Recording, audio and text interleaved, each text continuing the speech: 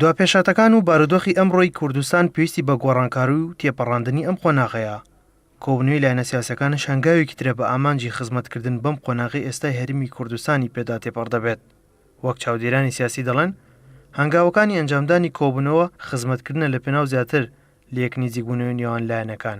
ئەگەر هێزە سیاسیەکان وەکو ئێستا بیر بکەنەوە، وەکو ئێستا کاری لەسەر بکەن تێناپەڕێت.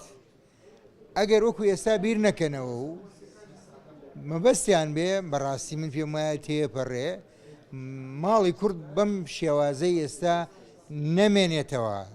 ئەوە ئێستا هەیە پاشاگەردانێکی زۆر خراپە، هەلومەرجێکی زۆر خراپە.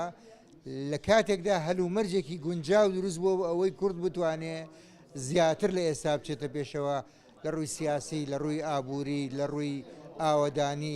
مادەم دۆخە سیاسەکە لە کوردستانە تێک چووە تەنها بە بڕیاردەرە سیاسەکانی هەرێمی کوردستان چاکرێ، ئەویش لە ڕێگەی کۆمەڵێک ئالیاتی سەریع و خێراوە لە ئەوەی کە پەرلەمانی کوردستان کارا بکرێتەوە، ئیرادێکی سیاسی بە قووەت دروست بکرێ، هەست بە مەترسیەکان هەڕەشەکان بکرێ کە ئەم هەڕەشانە جدین لەسەر خەڵک و گوزەران و ژیانی سیاسی لە هەرێمی کوردستانە و پرۆسی سیاسی لە کاتی خۆیان ئەنجام بدرێ و متمانی سیاسی بگەڕێتەوە، چونکە سیاست لە هەموو شوێنێک و ئەبێ لە کوردستانی ژوابێت.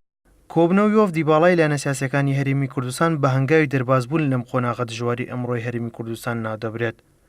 گەڕێکی دیکەی کۆبنەوەکان بەمەستی زیاتر لە یەکنیزیکبوونەوە و هەنگاونانە بە ئامانجی خزمەتکردنی بەرژەوەندی گشتی. ئەگەر هێزەکان بیانەوێ و بەدەنگ ئەو بانگەوازەوە بچن و هەم یەکێتی و هەم لایەنەکانی تر هەموو بەشدار بن، بە تایبەتیش سێ لایەن زۆر گرنگن لە چارەسەرکردنی کێشەکانە: یەکێتی نیشتیمانی کوردستان، پارتی دیموکراتی کوردستان، بزوتنەوەی گۆڕان.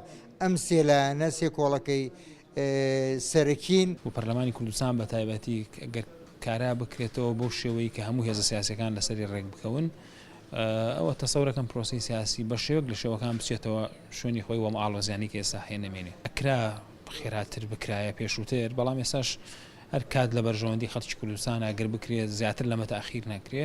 ئامانجی کۆبوونەوە بە سەرچەم پرسە گرنگەکانی ئێستای کوردستان دەیەوێت بۆ چوونی هەموو لایەنەکان لە یەک نزیک بکاتەوە و دیدێکی هەڵبەشت لە نێوان لایەنە سیاسەکان بهێنێتە ئاراوە. ڕایشەقامیش ئەوەیە کۆبنەوەی لایەنەکان بە جۆرێک بێت، میکانیزمی خزمەتی هاوبەش بێنێتە ئاراوە لە پێناو زیاتر خزمەتکردنی هاوڵاتیان و لە بەرچاوگرتنی بەرژەوەندی گشتی. ئەحمەد ئیسماعیل، گەلی کوردستان، سلێمانی.